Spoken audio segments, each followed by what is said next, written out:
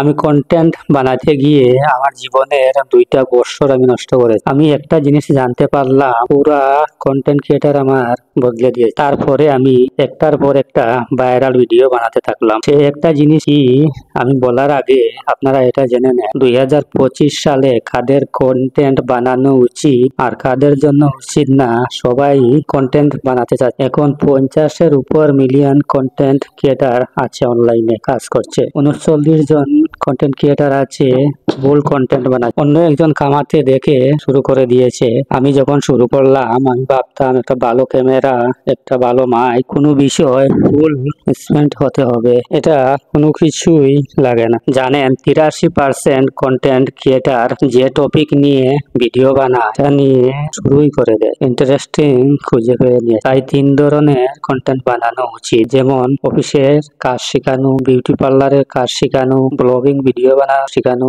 এগুলো যদি আপনি ফ্রিতে শেখান তাহলে মনে রাখবেন টাকার খনিতে আপনি বসে আছেন। এই ধরনের ভিডিও দেখতে চাইলে আপনারা চ্যানেলটা সাবস্ক্রাইব করে রাখবেন, পাশে থাকার বেল আইকনটা অন করে রাখবেন, ভিডিওতে একটা লাইক শেয়ার কমেন্ট করে দেবেন। সবাইকে ধন্যবাদ।